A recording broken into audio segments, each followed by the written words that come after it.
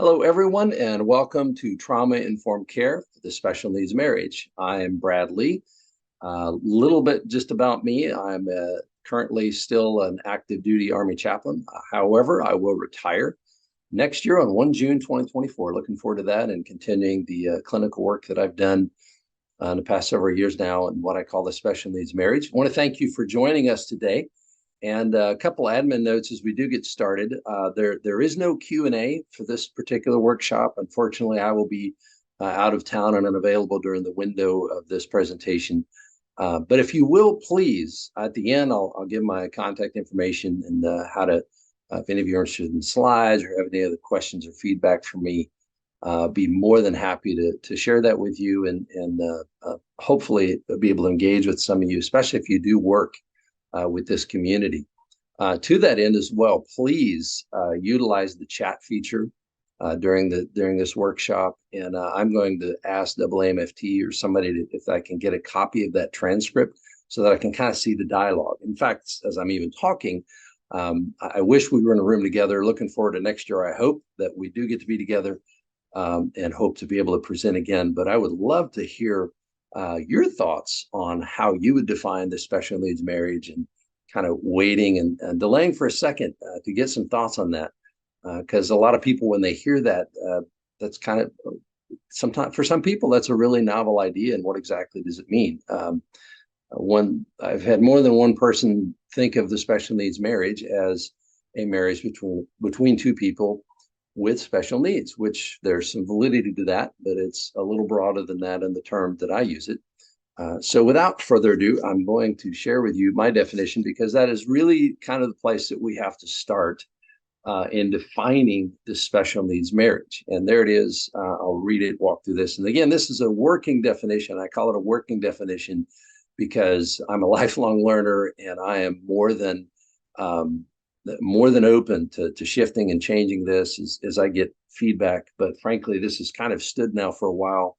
And most of the, at least feedback that I've gotten from peers and even in the doctoral work that I'm doing, is that this is a very good working definition, which is the special needs marriage is one in which one or more children are born with, adopted, or later receive a diagnosis, be it physical, developmental, or behavioral, that affects the normal or typical flow of marital and family life connection. Now, this workshop is entitled Trauma Informed Care. So how am I looking at this definition through a lens of trauma, or at least from a standpoint of trauma informed? And I know that is that's kind of a hot topic conversation in the clinical therapeutic world these days.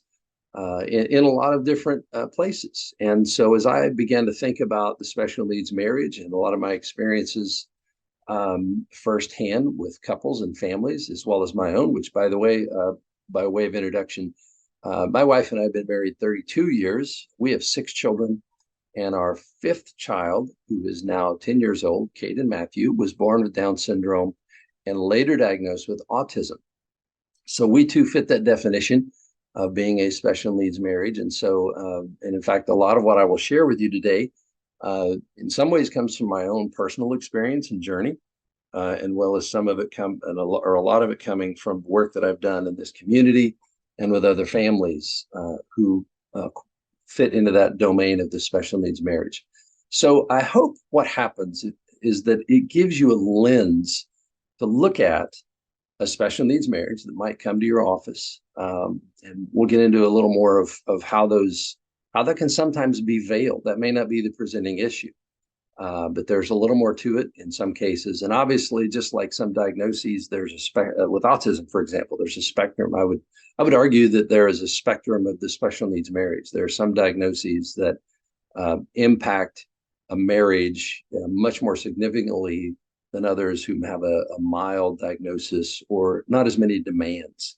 But with that, I want to get into some of the data points before we get into the real look at this from a trauma-informed approach to impacts on the special needs marriage, and how you factor those things into looking at this in some of the components that kind of compile, if you will, that can really lead to trauma, and a trauma-informed approach, at least, with the special needs marriage. So in the top right-hand corner there, or at least I'm hoping, assuming that pops up on your screen as such, the latest CDC data reports that 1 in 6 children, 1 in 6, that's a lot, will be diagnosed with either a behavioral, mental, or physical disability. So that affects a lot of families, a lot of marriages.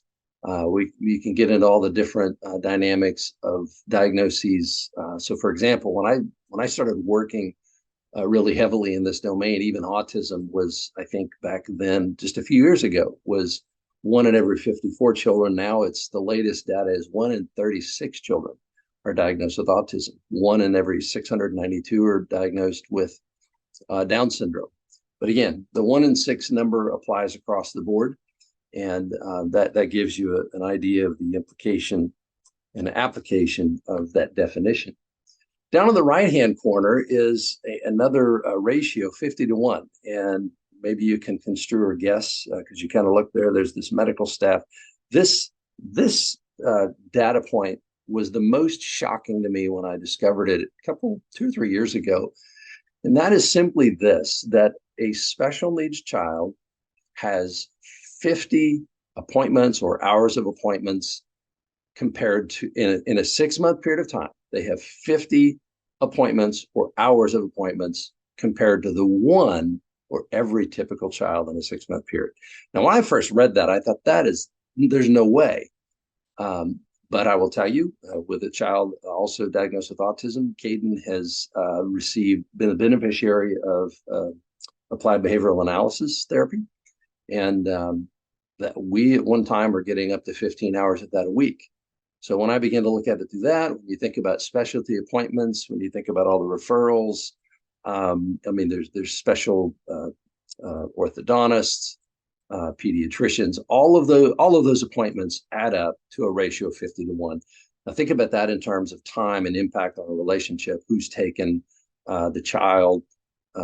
Who's going to take off work? Who's going to give up their career in order to care for this child? In some cases, not every case. Again, there's a spectrum, but that's an average, and that's a pretty significant number and impact to a family. On the left side, you see the pile of money in the 3X. In essence, this speaks to the other data point that raising a special needs child costs 3 times as much as raising a typical child. That's a pretty powerful number as well. And think about what couples fight about: money, right?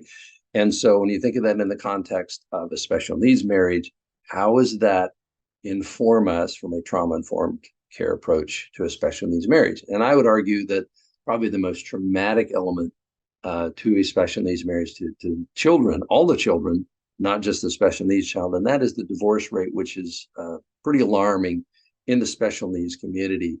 And it's estimated to be somewhere between, but as high as 80% amongst marriages in the special needs community. That is astounding. And I would hope and challenge you to partner with me. I would love to impact that number to see that decrease. That's one of my passions in doing this work. So let me move on to kind of a working definition, if you will, of trauma. And some of you may or may not be familiar with a gentleman, Dr. Dan Allender. And he simply says this, and I want you to think about it. This is this kind of overarching view of trauma in this context of the special needs family. And that is simply this: it is a violation of what was meant to be. And what I love about that definition is that when you think about many other forms of trauma, that is an absolutely accurate, it's very general and it has a lot of application, but we also realize, and I think even we as a clinical community recognize that trauma encompasses and fills so many spaces of life in which trauma can occur. It's not only the more common sexual, physical abuses, combat trauma, PTSD, those kind of things. There are elements of those things that show up in a lot of other places. And I'm here to suggest to you today that a trauma-informed care approach simply asks the question of how did this definition a violation of what was meant to be? Because think about this: when your child is sick, there's nothing more distressing than to watch a child be sick. Now imagine for a moment having a special needs diagnosis, and that diagnosis is not going to be a cold or a virus that this child just gets over one day. I literally had somebody ask me once if Caden would get better. And I honestly I don't remember the context of being asked that, but I'm like, that is a genetic disorder that is a lifelong issue. So very frankly, and I don't mean this demeaning, but there's a lot of ignorance sometimes about special needs diagnoses, which we'll get into the marginalization piece and some of the contexts and domains that I think trauma shows up in. But let's talk about, for the moment, the nature of trauma. In this context, and again, I'm just challenging you, asking you to think with me in how we look at this. If you're working with a couple and you find that they have an autistic son, just begin to ask yourself the question and listen for it. I'm going to hopefully help you think about this in some perspectives and how you might uncover, because trauma, we also know, likes to hide. And shame is a huge element of trauma in many other domains. And this is not uncommon in special needs families. Well, a lot of reasons for that are unique to this population that we'll get to as well. But the nature of trauma, and again, these are kind of applicable across a wide variety of domains. But for our purpose today, I want you to think about it simply through this lens, step into this world. And by the way, I appreciate the fact that you're here, that you have concern and care enough to be here. I know in my past workshops, I've thankfully gotten to know a few people who work specifically with special needs families. And a lot of the people have a special needs child themselves. And some people are just, you're just good caring people and you want to learn more. And maybe somebody's walked into your office that you want to help more that has a special needs child. So with that, the nature of trauma, again, this overarching idea, the violation of what was meant to be. The nature of trauma is it's a violation of our dignity. And I'll just share with you a quick kind of anecdotal story of what I mean, but I think how that applies. And I found it very real for myself. Literally last week, I took my boys, my wife stayed at home, which is another element that we'll get to in a bit, how we isolate. And my wife chose to stay at home. I took my boys. Also, my youngest son is 8, typical child. Caden's 10. And we went to a fall festival pumpkin patch kind of place. And oh, by the way, Caden is 10 years old and he's not potty trained. He still wears pull-ups. So that's there's an issue of dignity right there. And to that point, it came time to change Caden. And it was apparent, without being too grotesque, that it was time to change. So I went to the car, got the pull-ups, the wipes. We made our way to this little hut place that the farm orchard had there.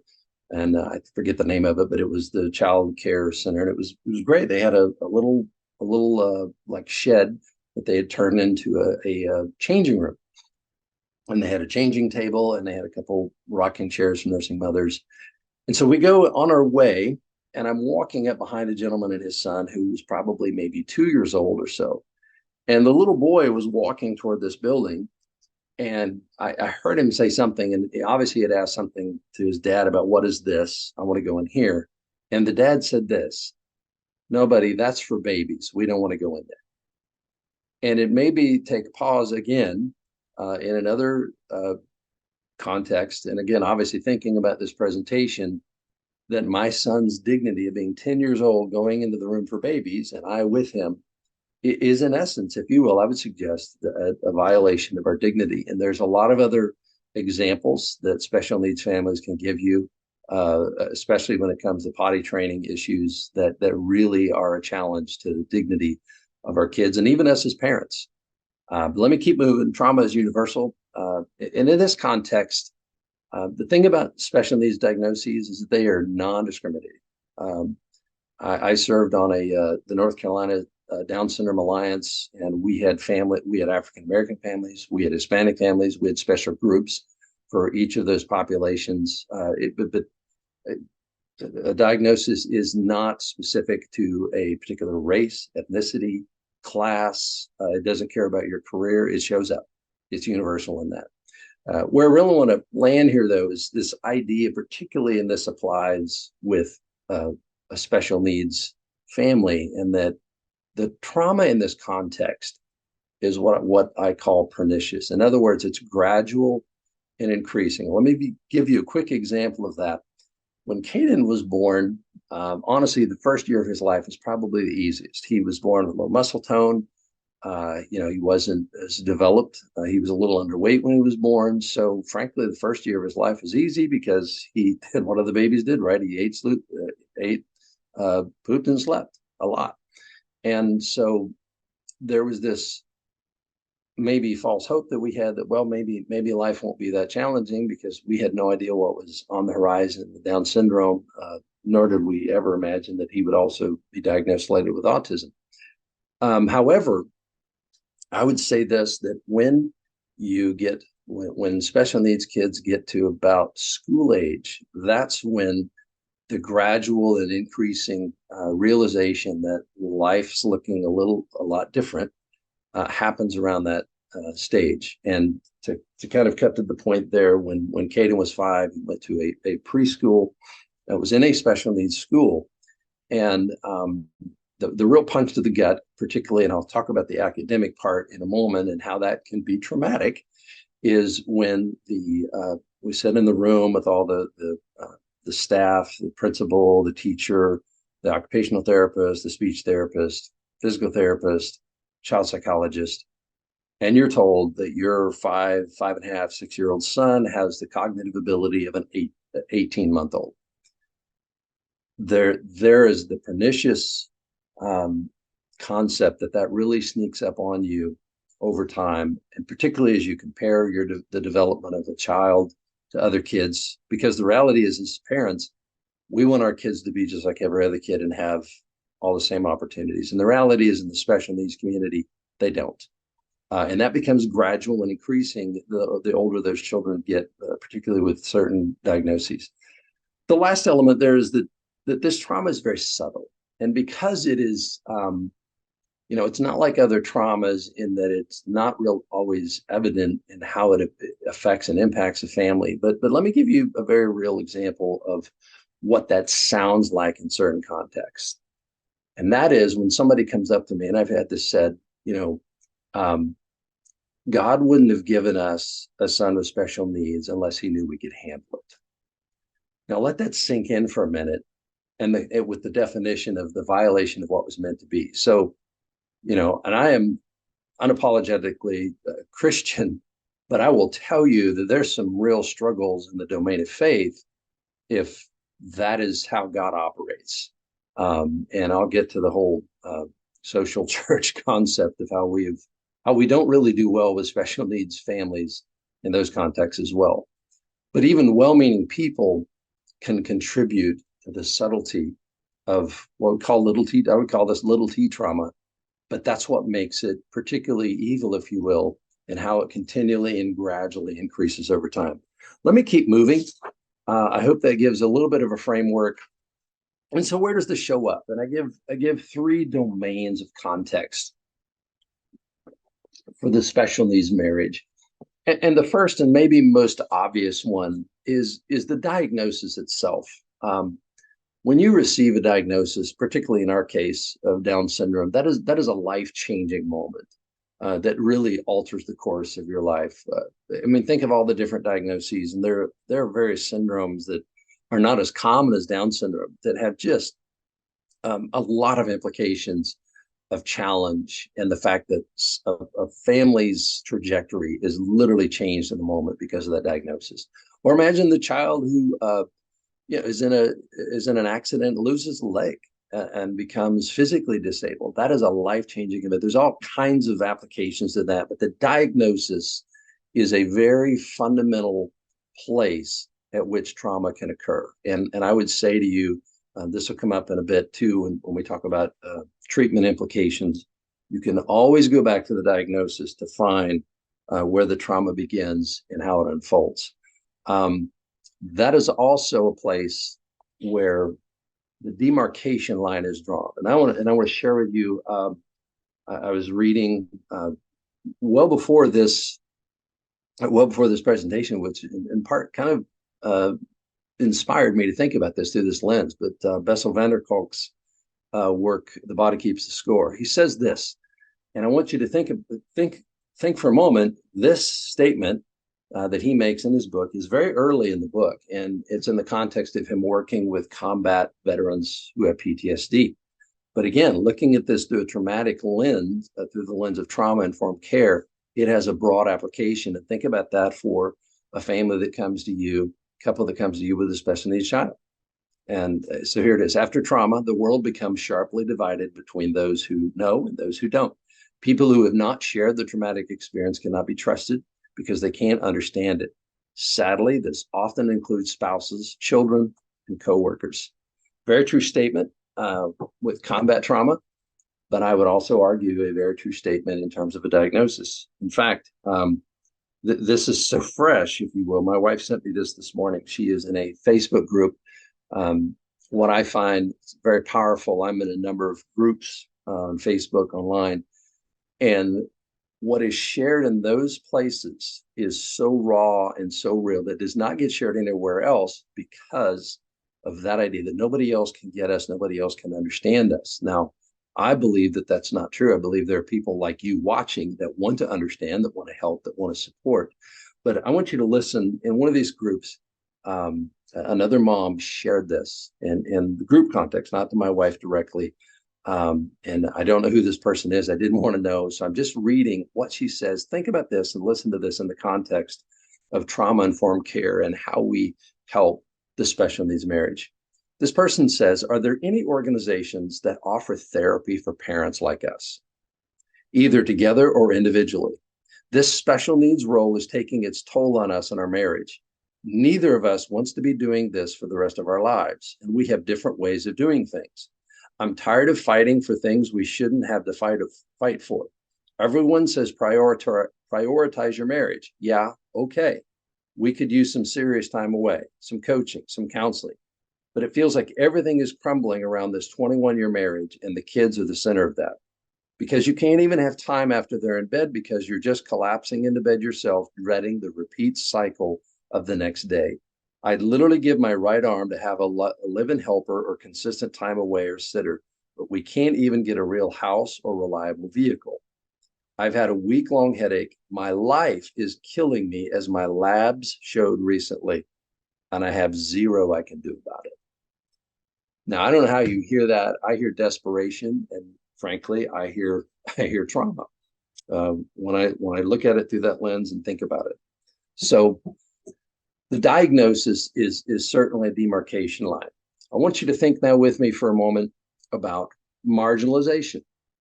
And there's two dynamics of this. There's the superimposed element of marginalization, and there's the self-imposed, or what I sometimes call self-inflicted marginalization that we do to ourselves, that we choose to do. But it starts, I would argue, with the superimposed element. And the word superimposed simply means placed or laid over something else, typically so that both things are still evident. My son is a boy. He does boy things. He sometimes acts like a boy. He wrestles with his brother. He fights with his brother in a normal sense. But he also has a significant two diagnoses that affect his abilities, that affect his cognitive ability, that affect his ability to communicate. He is very verbal, but not always intelligible. I jokingly like to say you have to be able to speak Caden to understand him. And that's a whole other realm and conversation about that. But the point is, there's this superimposed marginalization for not everyone, but for special needs families in some cases that marginalizes them simply because of a diagnosis, not because anybody does it to them, although that can happen as well, we know. But what I'm really talking about is just the natural occurrence. For example, if you have a child with cerebral palsy in a wheelchair, do you invite them to the playground for your son's birthday? I mean, is it inclusive, or is it offensive, or is it both? It's just a reality and a limitation that has to be addressed and worked through. And again, looking at through the lens of this definition of trauma, it's a violation of what was meant to be. Children shouldn't be in wheelchairs, but they are. And families struggle with that. And that can be a traumatic experience in dealing with that. That is what I mean by superimposed marginalization. The self-imposed or self-inflicted idea of marginalization is that which we choose to do ourselves. And I'll give you a very quick personal example. we're a large family. We actually have 6 children, if I didn't mention that before. In 2018, our oldest daughter had moved out. I think our next oldest daughter was getting ready to go to college or had. And we went through this really tough time where we would try to go out to eat. Again, I'm an Army chaplain. We would go to, we would try to go out to eat with people on Sunday after chapel or after church, whatever. And it became it became so difficult with Caden's behaviors and so disruptive that we just decided eventually, like, we can't do this. We need to self-impose and marginalize ourselves out of being like other families who go out to eat and take that for granted. And it wasn't until 2022, post-COVID, that we actually went out to eat with Caden as a family. And it actually went well. He had grown, developed out of some of those behaviors, and that was helpful, and we were thankful for that. But that self-imposition is a reality for some people. Interactions, family and friends. And this is, I want to read this statement. Dan Allender's had said part of this as well in a talk he gave about trauma. He says the family of origin is the buffer against trauma and yet can be the insidious source of trauma. And we know that to be true in other forms of trauma, such as physical, sexual abuse, but I would argue that it is also true in the pernicious and subtlety of trauma in the special needs marriage. And there are countless couples who struggle because their extended family, whether it be, or their family, not extended per se, but immediate family, brother, sister, and I would dare even suggest worse, mom, dad, i.e. the grandparents, just don't know how to relate to their child. They can't accept it. It's too painful. And they literally cut off. That sounds hideous, and it is. And I would also argue that it is traumatic. When your family, in essence, disowns you because you have a special needs child, I don't. I struggle to even talk about that and how that's thankfully not been the case for us. For me, there have been challenges to be sure, but the families that I've talked to and worked with, whose parents especially have just kind of cut them out because they don't know how to relate to that grandchild. They don't want to deal with a special needs diagnosis is just atrocious. That can happen with friends. The social element. I mentioned the church, which, by the way, a kind of an aside piece, less than 10% of families with a special needs child attend church. There's a reason for that as well.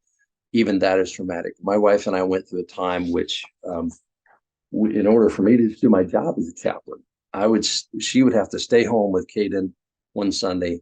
I would stay home the next Sunday so that she could go to chapel and to her church. And so there's just dynamics of traumatic elements of interactions and social contexts that can be traumatic. But let me lastly hit the academic piece and move into the treatment implications. The IEP. I mentioned this earlier, that when kids become school age is when you really notice and really begin to sense the difference of your child, of our child, when you start watching other family members whose son is now in kindergarten and they're writing their name and they're potty trained, or they're now in the second grade and they're writing complete sentences and they won the spelling bee and all those things that we see on Facebook that are wonderful things. But the trauma is realizing, you know what, I'm just trying to get my kid to eat without throwing everything. I can't even get them to go on the potty, whatever it is. Those comparisons, which will also come up in a little bit, are very powerful and form, at least, again, another layer of traumatic experience that we're reminded all the time that my child is different than everyone else's, and this is a challenging life. Let me move on to this, and this is where I really want to camp out for the end of our time, which is going very quickly. And that is what I call the trauma-informed treatment applications. What I want to say to you is, and I feel like I've kind of rushed through a little bit of that, but I really want to take a few moments to slow this down a tad for you to wrestle with, and hopefully some of that hopefully a lot of it makes sense, and how you would look at a relationship with a special needs child that might be in front of you that has a child through a lens of trauma-informed care. But what I want to say is this is not a method, but a process. You ever had one of those sessions where you have a model?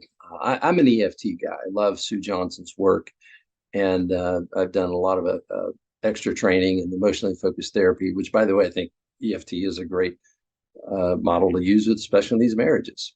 But where I'm really getting at with this is the idea that some people need to tell their story. And some of the most powerful therapy sessions, and I'm sure many of you can attest to this, are those moments in which you put down your notes, your pen, and for me, I take off my glasses that I wear on the end of my nose a lot. And I say, you know what? Just tell me your story. And we listen and we attune to that story. Attunement is a key factor here. Keep that word in mind. It's kind of a basic counseling skill, right? But I would suggest to you that attunement is a very powerful tool that I think we underestimate, particularly in this community and even with trauma. But this idea that it's not a method but a process speaks to the fact that it is our ability to engage another person, another human being from the position of our person. It's personable. It's not methodical, if you will. And I'll give you an example of that. And it wasn't even in the context of therapy, but I was last month at a meeting. It was actually a meeting. It kind of felt like a group, but we were it was actually with the church staff talking about ministry to special needs families and how churches can embrace them more and understand them. And part of the conversation was understanding my perspective as a special needs parent and the challenges that we face. And at the end, we kind of went around, and one gentleman said, the thing that I learned, and this was so subtle, but it was so powerful. He said, I just came to realize how much more I appreciate the fact that special needs families show up and what it takes for them to get there. He said, I took that for granted. He's like, I take for granted I get in the car, leave with my wife, our kids are growing out of the house, and I see families show up, and it's been lost on me that it takes a lot of effort for them to get there and to be there.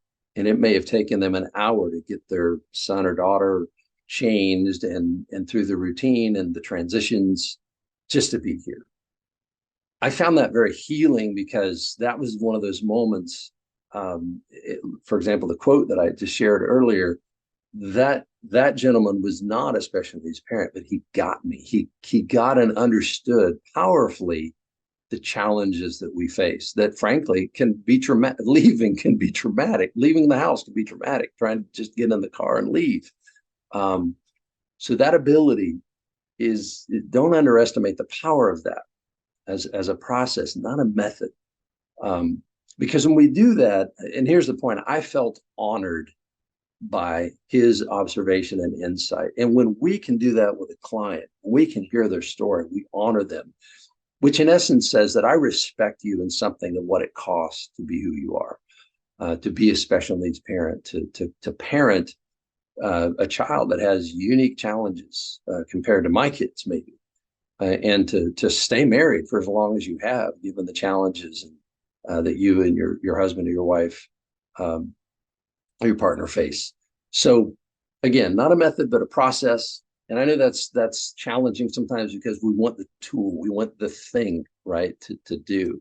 And this conversation, this workshop is let me be very clear, is not about trying to teach you a method or a tool, but really to think about a mindset of how we engage these families and couples and individuals that walk into our office that have things lurking in the background that we may miss at first.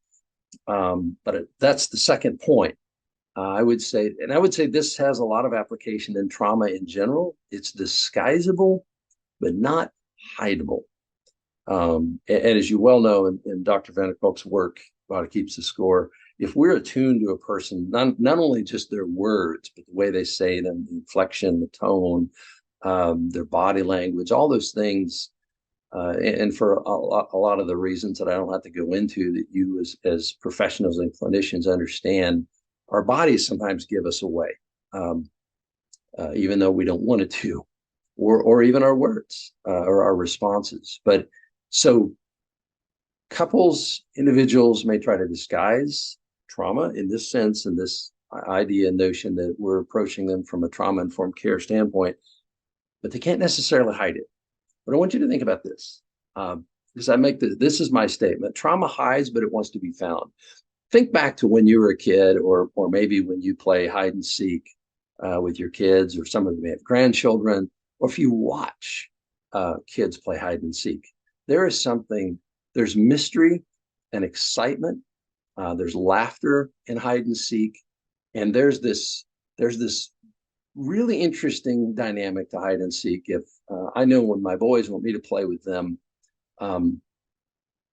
if I'm hiding somewhere and I wait too long and they haven't found me, I will give myself away. Well, I'll notice, let me back up, turn that around a little bit.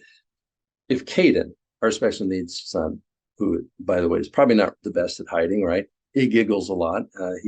I wish he could say hi. He's at school, but in the game of hide and seek, if you wait too long to be found, a lot of kids especially, will give away their position in order to be found.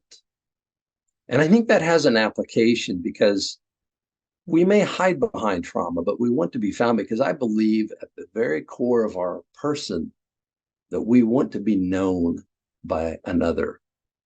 I mean, why do we get married? We want intimacy and connection, and to be known by another person.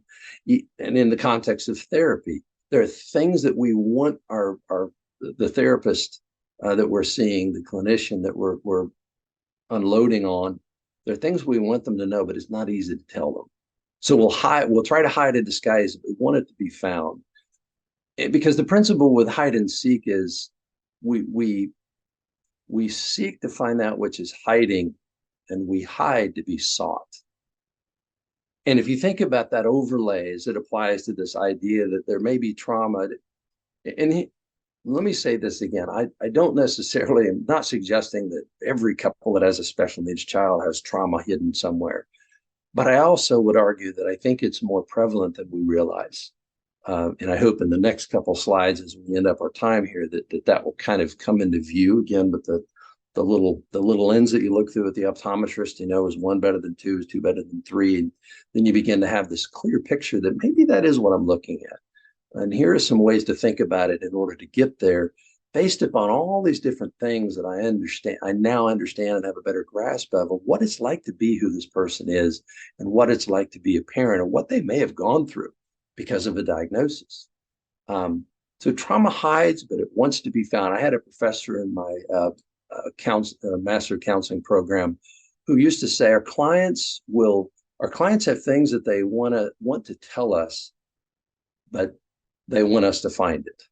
And he said, they will serve it up to you, but you may miss it, but they'll always come back around to it. It's kind of like being on a carousel. And if we watch and listen for it carefully, they'll come back around to it again if you miss it the first time, even the second time, sometimes even the third. And I would say this, particularly as it relates to trauma, in this context, a trauma-informed care approach, listen for grief and loss. And here's why I say that. And here's the implication of that. And that is this. I believe that this may be a bold statement, but I think that most couples have some element of grief in the diagnosis for a child, because there is that which is not only a violation of what was meant to be, there is a loss of that which we had hoped for that will not be. There is even I'd love to get I can't remember his name now, Kessler. I'd love to get his thoughts on this, but what I would call unrealized grief of that which is lost, that I have no idea what it even looks like. Our son will probably never get married. He may not even leave home. There is a loss of our golden years potentially, and how our retirement years look like because of a diagnosis. So we have had grief and loss of that which we won't know, particularly. And so I think a lot of couples enter into the special needs arena having this sense of grief loss, and they don't even know what it is. But all of a sudden, they don't have, and they also don't have time to process it. Because I remember when Caden was born, there were people that would say things like this. Well, at least you have other healthy children, or you have other normal children. And so there becomes this comparison that I feel grief and loss, but I feel like I'm not supposed to. And that is a reality that I think a lot of my experience with special needs families have said to me is, yeah, grief and loss is a very powerful element that is hard for them to acknowledge. And that really gets at the traumatic experience of entering into the special needs world. And an example of that, I had and frankly, and just very practically how that looks, I was working with a couple, and it was even in the first session, and the husband was talking, and I pursued this idea that I just simply said to him, it just sounds like there's a lot of loss that you've had in this journey as a special needs dad. And he said, yeah, there really is. And I said, normally people take time to grieve those things, and it just sounds like you never have. And that was the watershed moment that opened an avenue of healing for him to realize that, what, all of this stuff that I've carried around has really been about grief, and the grief of the traumatic loss of having. And they had a son with Down syndrome with some pretty significant physical disabilities associated with that. So again, trauma, disguisable but not hideable, a method, not a process. Let me move to some other dynamics of this as we end our time. This is a little different, but it's also very powerful, and that is, it is deniable but not defendable. I should have put this on because as I thought about this, I may try to deny grief, loss, everything's fine. Everybody wants things to be fine. And that's really kind of the basis of what I call that this defense mechanism of denying that there's anything wrong is based on the live comparison.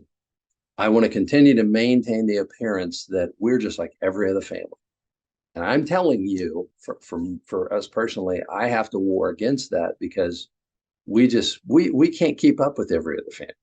We can't do the things sometimes that other families are doing, and we just have to make adjustments, and we have to make adaptations.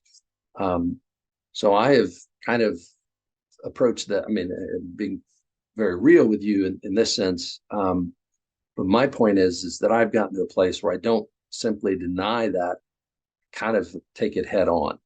But for some people and for some couples, that's very hard to do, especially if they're very successful, if they're having to deal with, who's gonna work less so that we can make all these appointments, right? So how do you deny that there's anything wrong, that there's anything wrong with this kind of perception that we're going to be as normal as we can be, but we have to do and deal with this diagnosis. So the unearthing that live comparison that we don't have to be like everybody else can help get from that deniability component, because it's not defendable. And it's not defendable in this. I think there's a lot of incongruence with people that try to deny, oh, there's nothing wrong with their bodies, totally giving them away. There's other language about, whatever the language is, whether it's sadness, we've just lost something, but we're fine.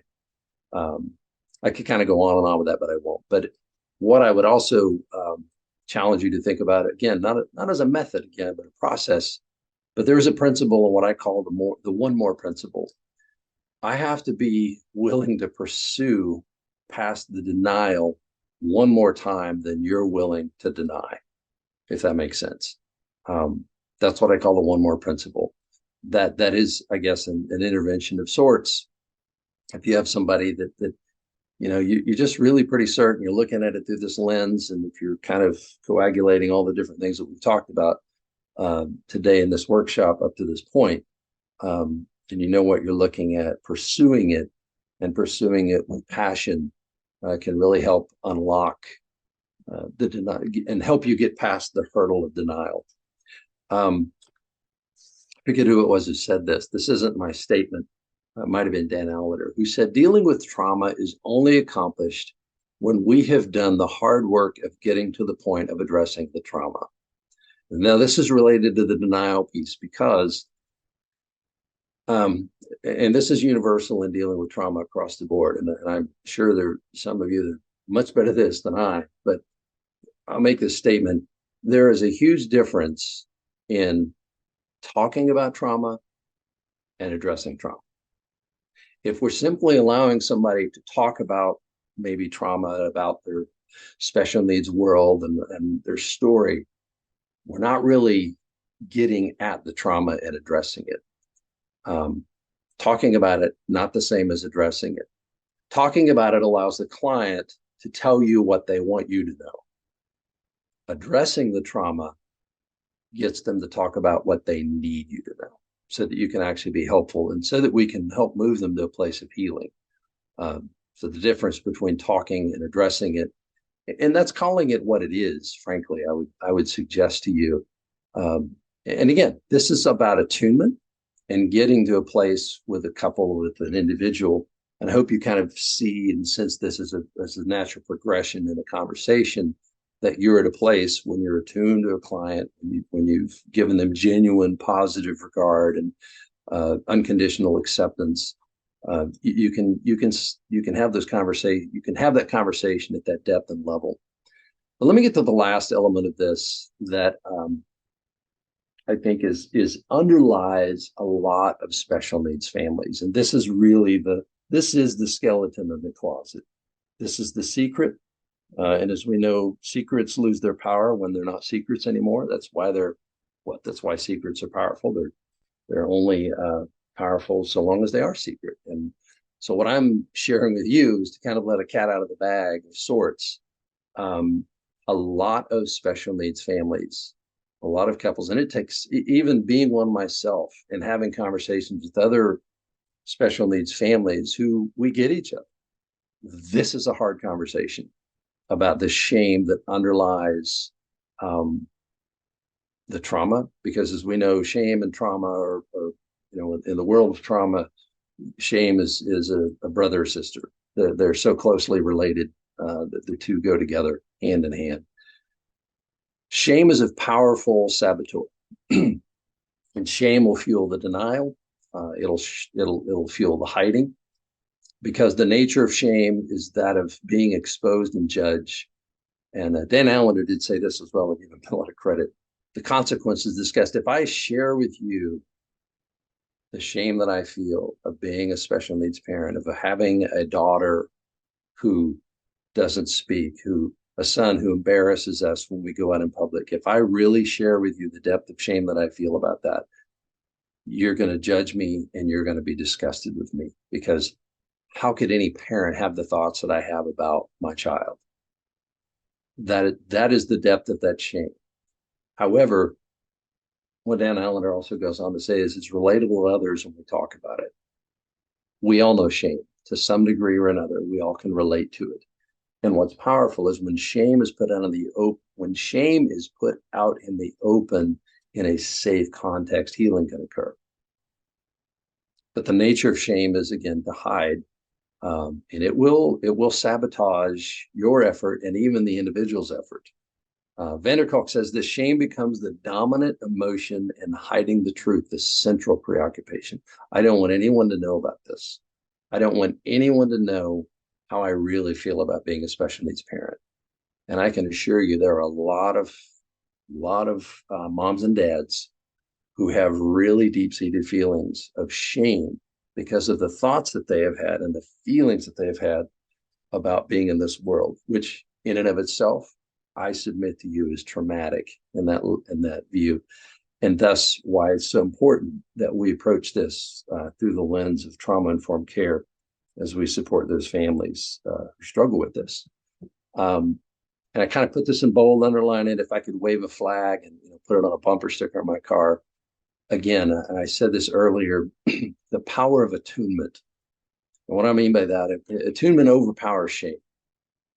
And what I want to challenge you to take with you, if you take nothing else about what that means, is that when we attune to another person, when we allow them to tell our story, when we allow them to address the trauma, if you will, of being a special needs parent, of all that they've encountered in that domain, in that community, um, when they know that we get them, that overpowers shame, because that is healing.